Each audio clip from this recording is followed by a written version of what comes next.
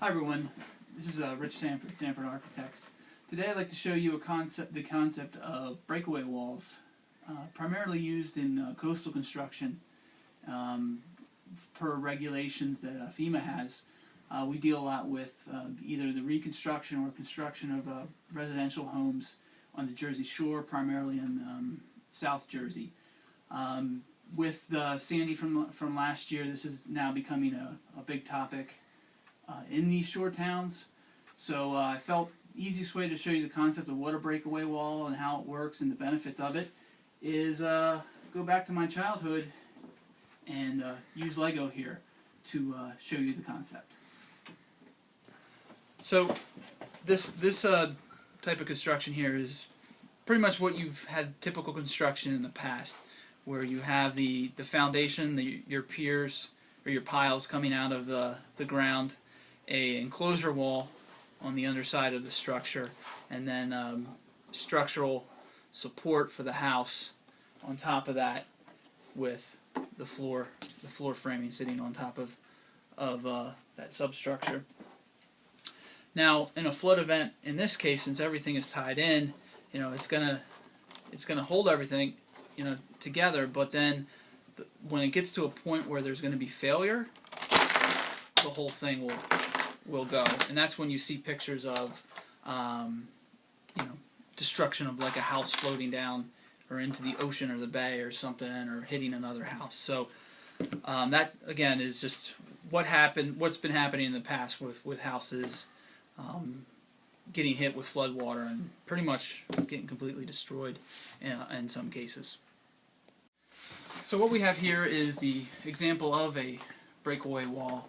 We have the columns, which would represent piles of the foundations of the building, the walls themselves, and then these beams that are across here is the main structure of the house, and then typically the first floor structure would sit on top of these beams.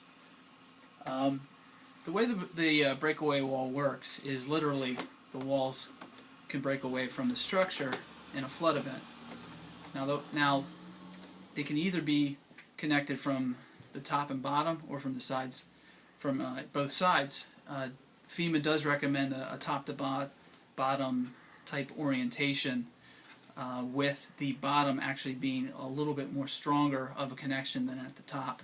Reason being is if my fingers are flood waters and you have pressure coming across the house, it's not going to break right away on a smaller flood event. But if you have something that's a much greater flood event and the pressure comes in, then the walls can break away.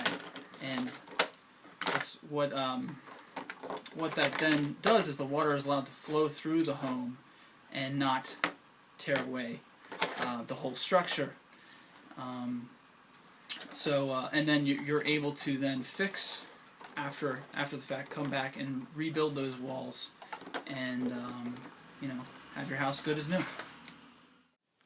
So that's it for the quick Lego demonstration of our breakaway walls here. If you need any more information, you can always go to FEMA's website. They have a number of different manuals and descriptions of what the breakaway wall enclosures are. I will say that not every home at the Jersey Shore or any other coastal areas are required to have breakaway walls.